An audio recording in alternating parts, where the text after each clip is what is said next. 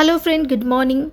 आज के इस वीडियो में हम देखने वाले हैं हॉस्पिटल एंड क्लिनिकल फार्मेसी के एक असाइनमेंट के टॉपिक को। एंड टॉपिक है measures to be taken in hospital to minimise antimicrobial resistance.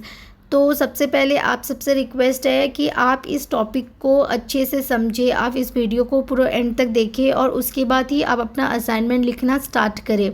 Video को आप देखें, पहले समझें, और जब आप असाइनमेंट लिखें तो आप वीडियो पॉज करके भी लिख सकते हैं, नहीं तो आप स्क्रीनशॉट लेके भी लिख सकते हैं। अगर आपको असाइनमेंट अपना छोटा रखना है, शॉर्ट करना है, तो आप स्किप करके भी लिख सकते हैं। तो इसमें पहले तो आप इस वीडियो को समझे दोस्तों। तो सबसे पहले स्टार्ट करते हैं एब्स्ट्रैक्ट से। तो एंटीमाइक्रोबियल रेजिस्टेंस होता क्या है? एंटीमाइक्रोबियल रेजिस्टेंस एक तरह का रेजिस्टेंस है जो हमारी बॉडी में डेवलप होता है जब हम ओवर यूज़ करने लगते हैं एंटीमाइक्रोबियल ड्रग को। अगर हम इस एंटीमाइक्रोबियल ड्रग, जो कि एंटीबायोटिक होता है, एक तरीका का एंटीबायोटिक या एंटीवायरल जो मेडिसिन्स होते हैं, अगर हम इसका ओवर यूज़ करने लगे, ज़्यादा यूज़ करने लगे, बेमतलब का अगर यूज़ करने लगे, तो इसके कारण एक रेजिस्टेंस डेवलप हो जाता है हमारे शरीर में, जिसके डेवलप होने से जो वायरस और बैक्टीरिया जो हमारे शरीर में होता है, इन्फेक्शंस जो भी हमारे शरीर में होता है, वो इस दवाई का उसके ऊपर कोई असर नहीं होता है फ्यूचर में। तो इसलिए हमें क्या करना चाहिए कि ये रेजिस्टेंस हमारे बॉडी में नहीं डेवलप हो या कम डेवलप हो, इसे कैसे रोका जा सके, इस टॉपिक को ही हम यहाँ पे डिस्कस करने वाले हैं। तो सबसे पहले एब्स्ट्रैक्ट है। तो एब्स्ट्रैक्ट में वही बताया गया है जो मैंने अभी आपको बताया है, वही बताया गया है यहाँ पे। इंट्रोडक्शंस में वही है कि कैसे हेल्थ केयर प्रोफेशनल, कैसे हॉस्पिटल में क्या करना चाहिए, हमारे नेशनल लेवल में क्या करना चाहिए कि हम इस एंटीमाइक्रोबियल जो मेडिसिन्स है उसका सही यूज़ कर सके, उसका ओवर यूज़ नहीं करे, उसका मिस यूज़ नहीं करे। तो उसके बारे में ही बताया गया है। उसके बाद है एक्शन एट कम्युनिटी लेवल। तो सबसे पहले है पब्लिक को एजुकेट करना पड़ेगा, उनको अवेयर करना पड़ेगा कि ये ड्रग जो है हम अपने मर्जी से नहीं ले सकते, ये सेल्फ मेडिकेशंस नहीं हो सकता इसका। इसे जब भी आप ले तो डॉक्टर के प्रिस्क्रिप्शन के साथ ही ले, डॉक्टर से सलाह करके ही ले, खुद से ना ले। दूसरी बात ये है, इसे बहुत जगह इलीगली सेल भी किया जाता है, जो कि इलीगल है। ये मेडिसिन विथ प्रिस्क्रिप्शन सेल होना चाहिए, जबकि बहुत जगह में आज भी ओटीसी के हिसाब से, ओवर द काउंटर के हिसाब से बेच देते हैं, जिसका ड्रग अब्यूज़ होता है, मिसयूज़ होता है, जो बहुत ही गलत है। इसके कारण इसके लिए भी लॉ बनना चाहिए, लॉ और टाइट होना चाहिए और कंट्रोल होना चाहिए। तो responsible antibiotic use, infection prevention and control, community health programmes, वही हेल्थ एजुकेशंस देना, स्कूल में प्रोग्राम्स करना ताकि बच्चों को, बड़ों को, सबको एजुकेट करना, mobile clinics, surveillance and reporting, ये सब कर सकते हैं। हॉस्पिटल सेटिंग्स में क्या कर सकते हैं इसके बारे में यहाँ पे बताया गया। हॉस्पिटल में कैसा सेटिंग्स होना चाहिए जिसके कारण ये जो मेडिसिन है, एंटीबायोटिक जो मेडिसिन है, इसका मिसयूज़ ना हो, ओवर यूज़ ना हो, ड्रग अब्यूज़ ना हो और इसका सही इस्तेमाल हो, इसके बारे में ही बताया गया है। तो मैं थोड़ा धीरे धीरे जाती हूँ ताकि आपको स्क्रीनशॉट लेने में भी आसानी रहेगा। तो इसके बारे में भी बताया, डायग्नोस्टिक होता है, डायग्नोस करके रैपिड डायग्नोस्टिक करें, हमें पता चले कि क्या बीमारी है, उसके हिसाब से हम प्रिस्क्राइब करें। सर्विलेंस मतलब मॉनिटर करें, अगर कुछ एडवर्स इफ़ेक्ट है तो उसको तुरंत से तुरंत हमें रिपोर्ट करना चाहिए।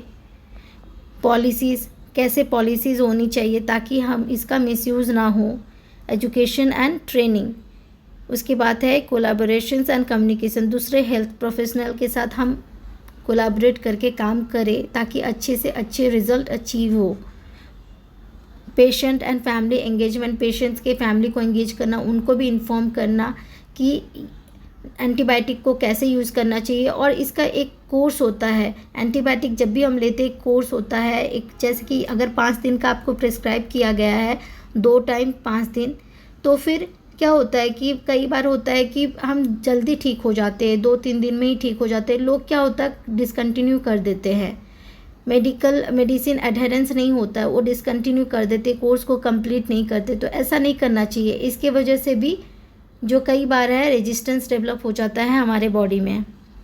रिसर्च और इनोवेशंस पे पॉलिसी, फिर नेशनल स्ट्रैटेजी, मतलब नेशनल लेवल पे कैसे कंट्रोल किया जा सकता है उसके बारे में बताया गया है। National action plan, surveillance and monitoring, regulations and legislations, antimicrobial stewardship, और ये सारे कंट्रोल्स के बारे में यहाँ पे बताया गया है। पब्लिक अवेयरनेस एंड एजुकेशन, इसके बारे में भी बताया गया है।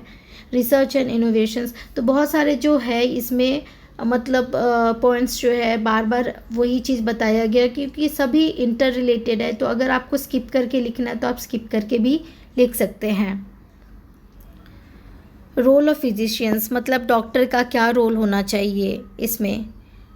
तो डॉक्टर को जब भी प्रिस्क्राइब करे उसको मतलब बहुत ही प्रिस्क्राइब करते वक्त बहुत ध्यान रखना चाहिए। एविडेंस बेस्ड, मतलब अगर पास्ट में कैसा ट्रीटमेंट हुआ है उसको एविडेंस में रखते हुए उसे प्रिस्क्राइब करना चाहिए।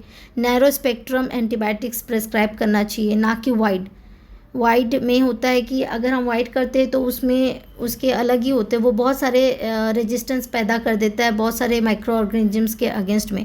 तो नैरो स्पेक्ट्रम होना चाहिए, मतलब जो हमें इन्फेक्शंस है, जो पेशेंट को इन्फेक्शंस है उसी के हिसाब से ही एंटीबायोटिक प्रिस्क्राइब होना चाहिए, वही स्पेसिफिक एंटीबायोटिक देना चाहिए। ड्यूरेशंस ऑफ थेरेपी, ये भी होता है। फिर डायग्नोस्टिक, यही सब चीज़ बहुत बार रिपीट हुआ है ये सब कुछ, तो आप उसके हिसाब से लिख लो। अगर आपको नहीं लिखना है बार बार एक चीज़ पॉइंट तो आप स्किप करके लिख सकते हो। पार्टिसिपेशंस होना चाहिए, फिर मतलब एक डॉक्टर का एंगेजमेंट होना चाहिए, कोलैबोरेशंस होना चाहिए, रिव्यू एंड फीडबैक होना चाहिए उनका, सर्विलेंस रिपोर्टिंग में उनका होना चाहिए, उनका भी कॉन्ट्रीब्यूशंस होना चाहिए। कंटिन्यूअस एजुकेशन ट्रेनिंग होना चाहिए। Advocacy and leadership, of course उनको लीडरशिप लेना चाहिए, उनको लोगों को एजुकेट करना है, नर्स स्टाफ सबको एजुकेट करना चाहिए, ये सब चीज़ होना चाहिए। फिर उसके बाद है रोल ऑफ नर्स का क्या रोल होता है, तो उनका भी रोल लगभग वैसा ही सेम ही होता है। तो आप अपने हिसाब से लिख लेना कि आपको क्या लिखना, अपने असाइनमेंट में लिख लेना। तो एंटीमाइक्रोबियल स्टीवर्डशिप, पेशेंट को एजुकेट करना, ये भी उनकी रिस्पॉन्सिबिलिटी होती है। सर्विलेंस, उनको भी अगर कुछ लगता है कि ड्रग एडवर्स इफ़ेक्ट दिखा रहा है, कुछ साइड इफ़ेक्ट दिखा रहा है, तो उसको रिपोर्ट करना। पेशेंट के साथ कोऑर्डिनेशन करना, एजुकेशन एंड ट्रेनिंग, ये सब चीज़ करना। इन्फेक्शंस आउटब्रेक मैनेजमेंट, अगर इन्फेक्शंस हुआ है, मतलब अगर उसका साइड इफ़ेक्ट होता है तो उसको कैसे मैनेज करना, ये सब एक नर्स की रिस्पॉन्सिबिलिटी होती है। और साथ ही कम्युनिटी एंगेजमेंट, मतलब लोगों के साथ एंगेज होना, पब्लिक हेल्थ इनिशिएटिव लेना, स्कूल प्रोग्राम जैसे सब पे इनिशिएटिव लेना, एंगेज होना।